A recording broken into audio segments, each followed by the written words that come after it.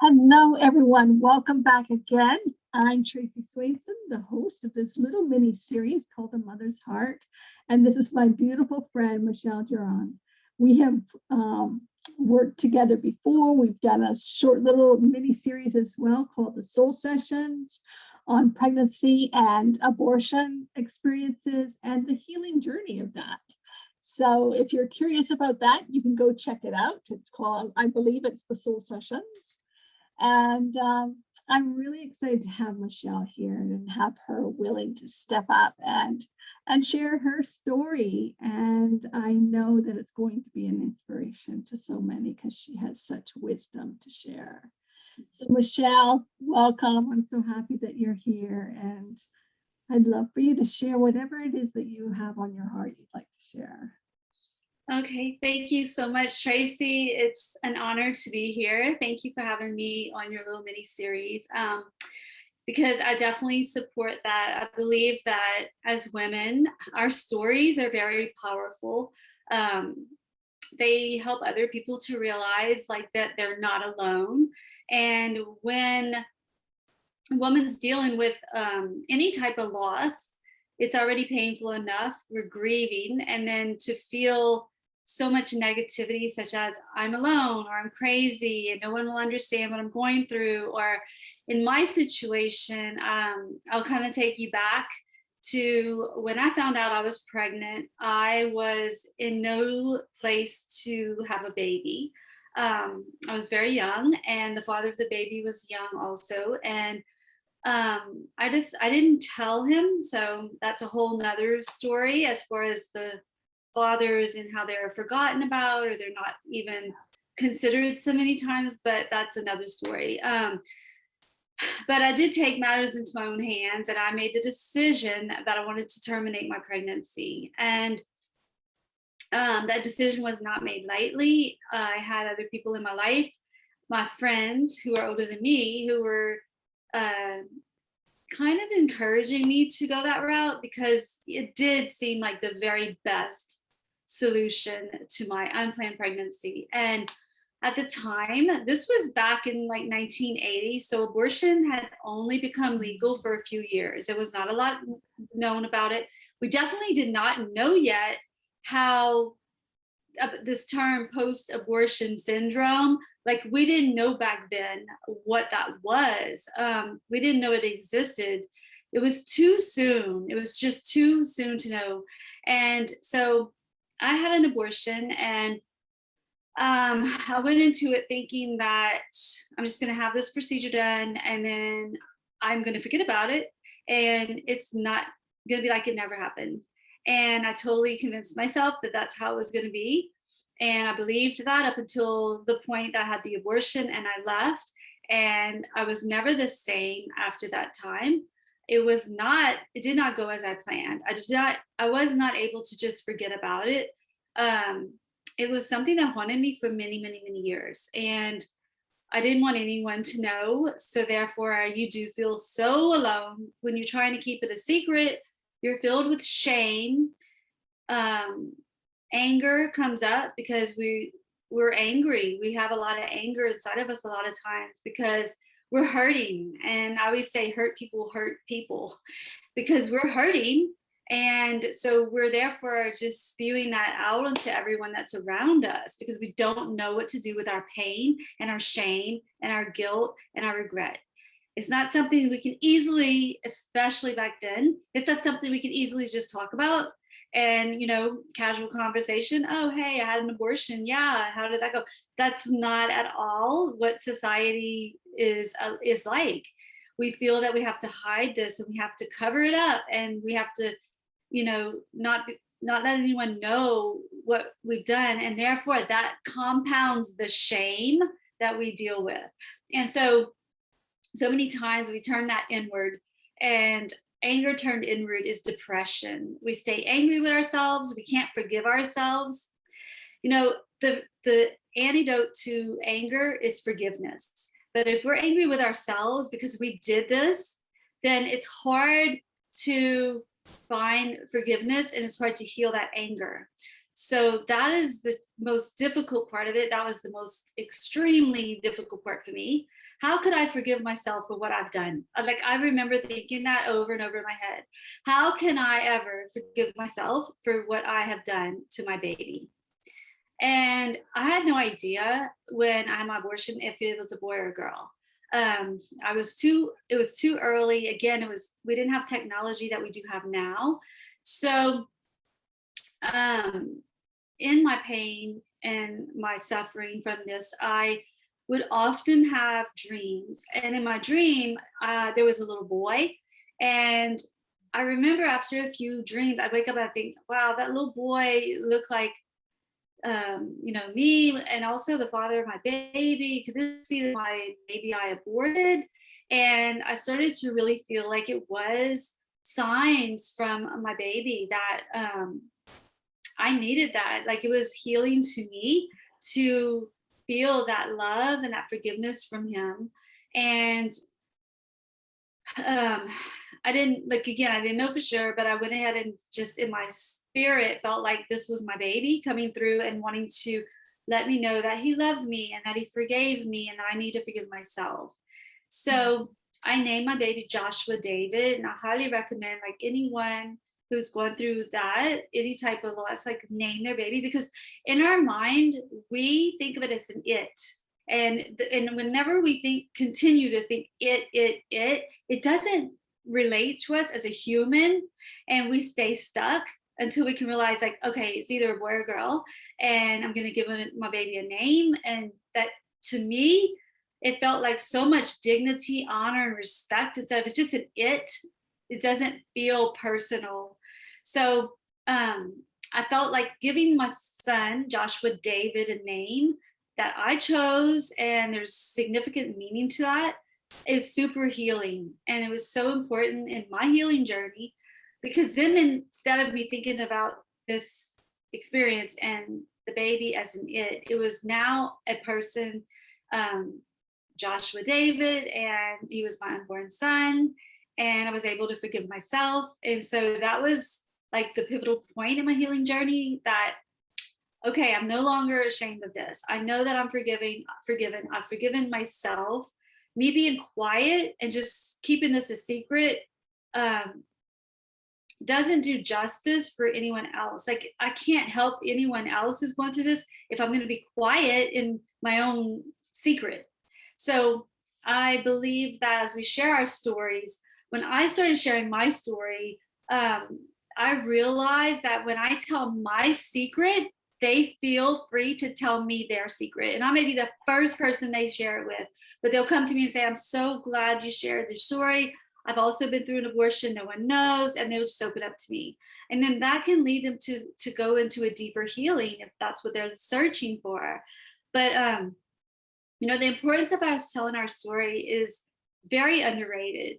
We are taught to be quiet. We are taught, like, we just have to go on, just get over it. Life goes on. You can't go back and change it. It's been done. All of those are just putting a Band-Aid on it. And you got to rip that Band-Aid off and feel it to deal with it. Feel those emotions to deal with those emotions in order to heal.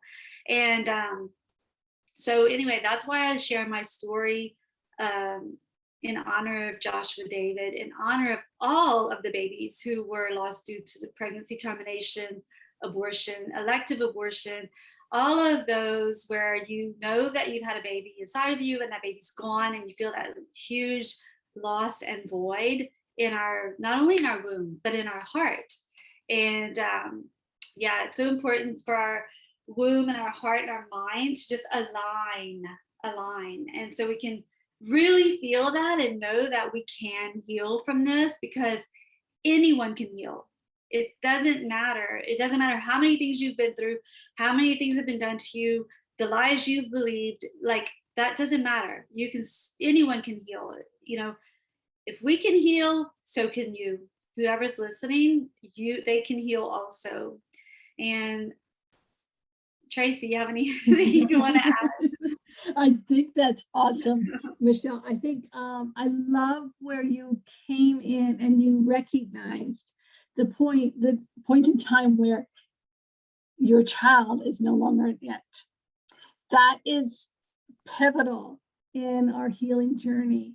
And that recognizing, and allowing you were in the space where you were able to allow those dreams to start coming to you, and where he was able to come in and just give you that visual that you needed.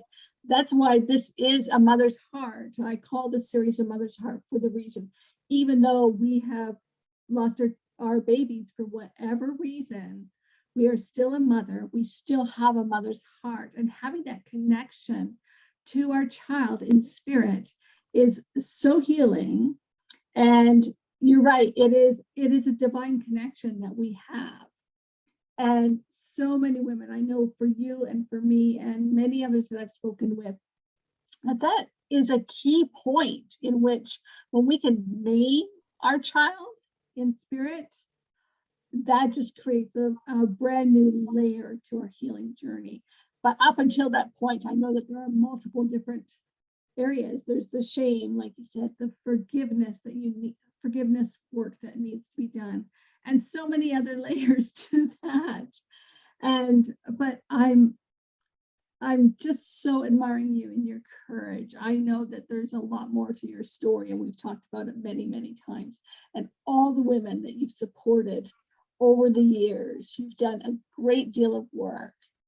And I know that this story is going to be helpful to so many women who are able to step up and listen to your story and may want to reach out to you at any point in time. And I know, I was trying to remember, was it a book or a movie? A movie that was a movie, right? Yeah, Holly's Do you want to story. share? Yeah, do you want to share about that?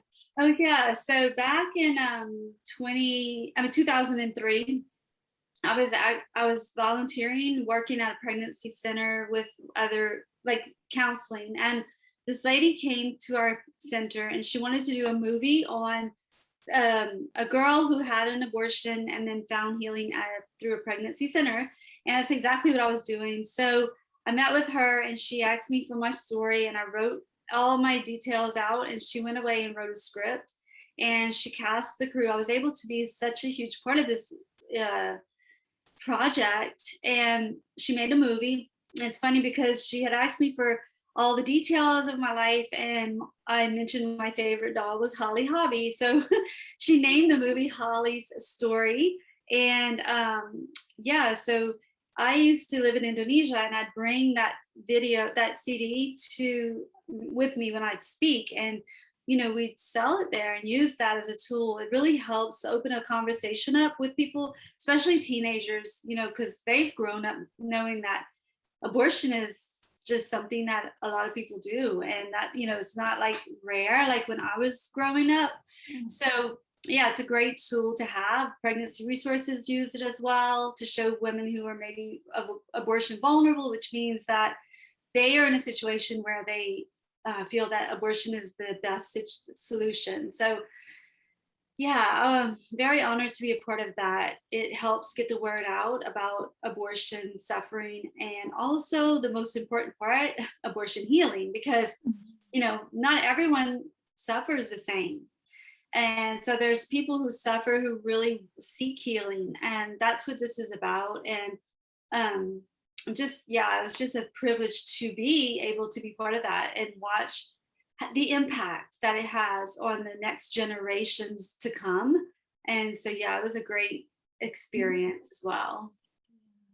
And I know that you over the years, I know you have supported a lot of women from the time period when you had your experience of abortion to today. What do you think are the differences as far as women's views and experiences with that?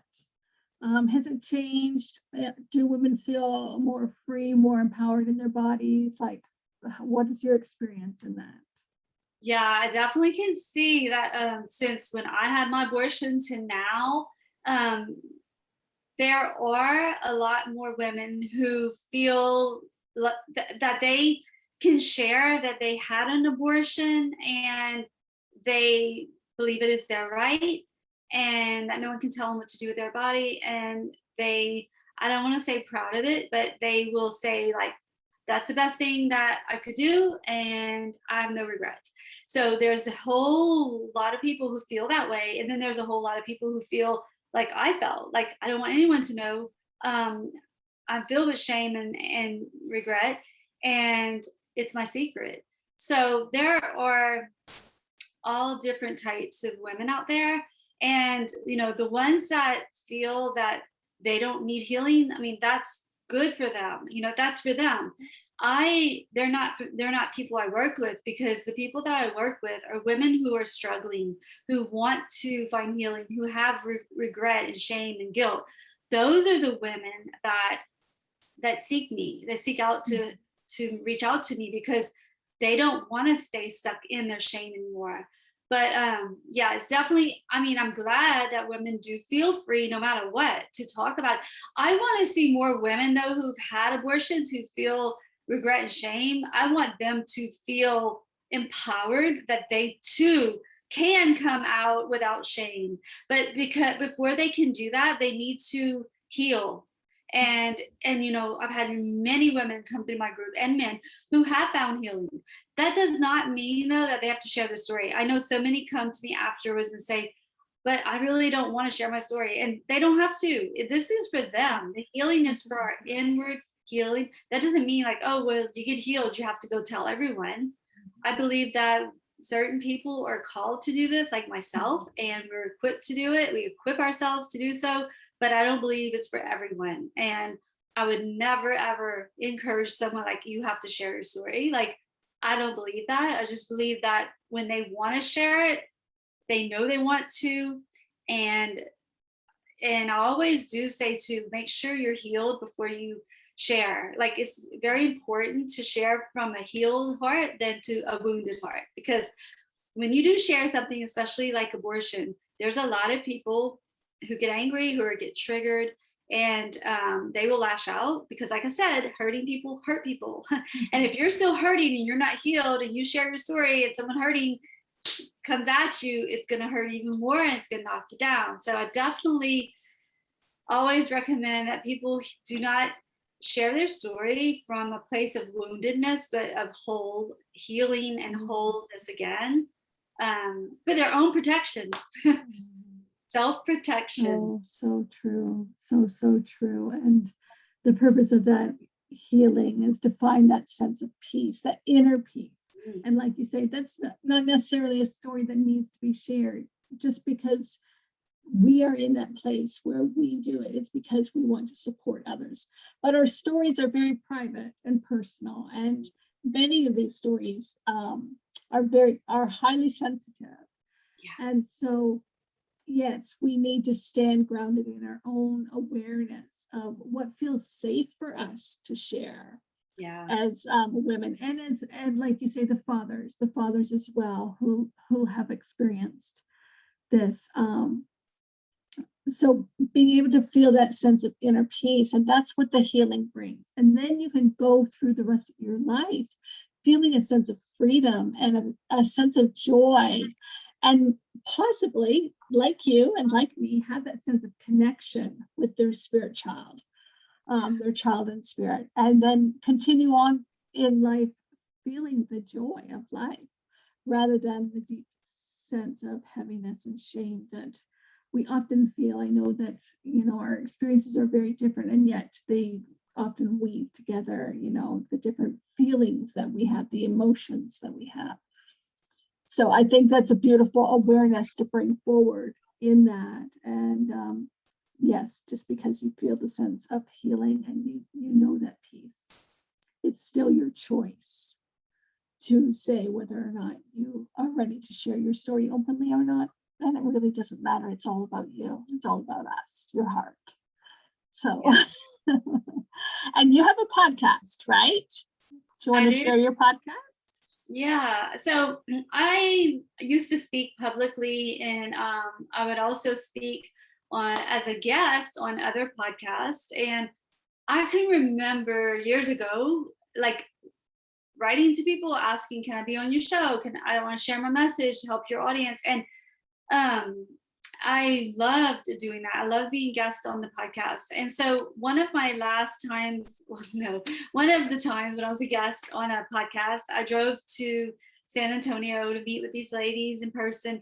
And when I left, they're like, you should have your own podcast. And so I was like, yeah, I've thought about it. So that little seed was watered, and I decided I'm going to do this. And as you well know, Tracey, it took me a long time. It's not easy to start a podcast. I thought it would be, I guess, but I never gave up. And so my organization that I use when I help women and men heal from abortion is Tears to Treasures. So I knew that with my podcast, I wanted to expand to talk about other things I've been through, such as abuse and divorce and menopause and empty nest syndrome, all these other life topics. And so I titled my podcast, Life is a Treasure. And Tracey, you've shared your story on my podcast, because I do like to have the Tears to Treasures model still in that podcast. Like, I like to show transformation, because transformation is what we're after. Like, we want to transform from who we were to who we're meant to be. And a lot of times that includes our healing journey. So yeah, Life is a Treasure podcast has other ladies and men who've also been through trials, traumas, tribulations in life, and now they have a testimony, and they're able to see the treasures that came from those hard times. And so, yes, Life is a Treasure is my podcast. That's right. I love how you've turn that around and bring forward the transformation of their stories. Each one is so inspirational, and you have so much to share. And so if you're interested in connecting with Michelle or listening more, feel free. I'll put the link underneath in this video so that you can connect with her if you like, or go and listen to her podcast. So Michelle, thank you so much. Thrilled to pieces to have you. We go back a long ways now, and it's such a joy to have you in this space with me. Yes, it feels so good. We've both been, we've met a few years ago already. It's hard to believe. And, It's just such a joy working side by side with you, helping women. We both experienced pregnancy loss in a different way, but the loss is still a loss and still the same. Exactly. And so, it's just been really awesome to connect with you and to work with you and watch you as you venture out, into your own little journey and all these new things. It's just so fun. And the thing that I love is that you are helping women become set free. And every day, my desire is that another woman will be set free from this bondage that they're holding themselves in. They have the way out. I always picture caterpillar butterflies when they're in the cocoon. And I actually do that and release them. I catch them and preserve them and keep them, and then I let them go. And it's such a symbolism to me of how we are in our pain. Sometimes, we protect ourselves in that cocoon, and then our healing happens when we're in that deep, dark place in that cocoon. But when it's time, we just come out and we're beautiful again, and then we can fly and be free.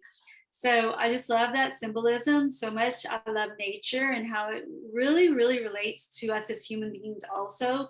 We can learn so much just from watching in nature. And, you and I have so much in common with gardening and vegetables and flowers and birds, all of that. And puppies. It's such a teacher, to us. And so I just really thank you so much for having me on your show and letting me share my story, because like I said, I always hope every day that one day, at least one woman every day will be set free from whatever bondage she might be in, because the truth is they don't need to stay in that space. They don't need to stay there forever.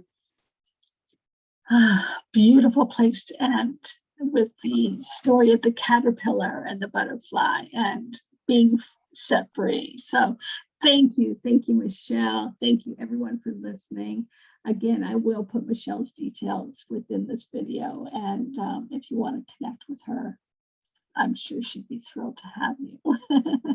And so until next time, thank you. I look forward to the next video and the next conversation I have. And until then, I wish you all a beautiful day.